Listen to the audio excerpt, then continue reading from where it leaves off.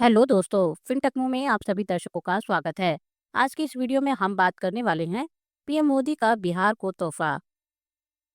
13,480 करोड़ रुपए की विकास परियोजनाओं की सौगात से बदलेगा राज्य का भविष्य। रेलवे और परिवहन क्षेत्र में mega investment. Amrit Bharat express और नमो Bharat rapid rail. Amrit Bharat express एक नई तेज और आधुनिक ट्रेन सेवा है जो बेहतर सुविधा, स्वच्छता और यात्री अनुभव पर केंद्रित है।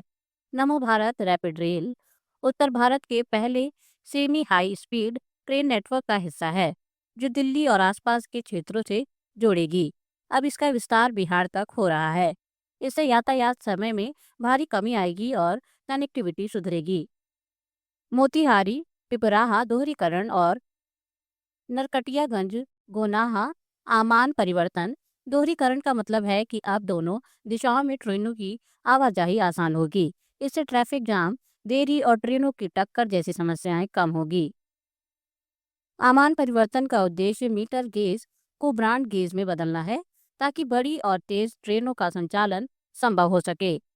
गोरखपुर कैंट से वाल्मीकि नगर तक दोहरीकरण और विद्युतीकरण। रेलवे लाइन का विद्युतीकरण डीजल पर निर्भरता घटाता है, ऑपरेटिंग कास्ट कम करता है और प्रदूषण भी घटाता है। दोहरीकरण से ट्रेनों की संख्या बढ़ेगी और व्यापारिक माल की ढुलाई तेजी से होगी। बेतिया रेलवे स्टेशन का पुनर्विकास। बेतिया रेलवे स्टेशन को नए design, waiting hall, elevated platform, lift, escalator जैसी आधुनिक सुविधाओं से लैस किया जाएगा। इससे यात्रियों को मेट्रो सरीखा अनुभव मिलेगा। सड़क और पुल निर्माण से परिवहन क्रांति। दीघा सोनेपुर पुल में समानांतर 6 लेन पुल। यह नया पुल गंगा नदी पर बने मौजूदा पुल का विकल्प बनेगा जिससे ट्रैफिक का दबाव कम होगा। 6 लेन का यह पुल हाई स्पीड ट्रैफिक को सपोर्ट करेगा जिससे पटना और उत्तर बिहार के बीच तेज संपर्क संभव होगा। राष्ट्रीय राजमार्ग परियोजनाएं। 9H19 इस खंड को 4 लेन में बदला जाएगा जिससे भारी वाहनों की आवाजाही सुगम होगी और एक्सीडेंट्स में भी कमी आएगी। NH28A यह खंड नेपाल बॉर्डर से जुड़ता है, इसलिए इसका विस्तार व्यापार के लिए अहम है। NH104 यह खंड उत्तरी बिहार के ग्रामीण इलाकों को मुख्य मार्ग से जोड़ता है जिससे आर्थिक गतिविधियां बढ़ेगी। ऊर्जा और पर्यावरण में आत्मनिर्भरता की दिशा में कदम। सिटी गैस वितरण। पूर्वी चंपारण, पश्चिमी चंपारण, गोपालगंज, सिवान, देवरिया जैसे जिलों में अब पाइप के जरिए घरेलू गैस और सीएनजी स्टेशनों की सुविधा उपलब्ध होगी।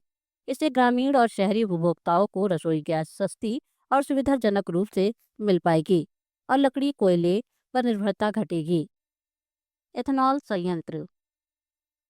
सुगौली और लौरिया ये प्लांट बायोफ्यूल बनाएंगे जो गन्ना, मक्का और अन्य अनाजों से तैयार होता है। एथेनॉल से पेट्रोल में मिलावट कर सकते हैं जिससे पेट्रोलियम आयात कम होता है। स्थानीय किसानों को इन संयंत्रों से फसल बेचने का सीधा लाभ मिलेगा। स्वास्थ्य और शिक्षा में बड़ा निवेश।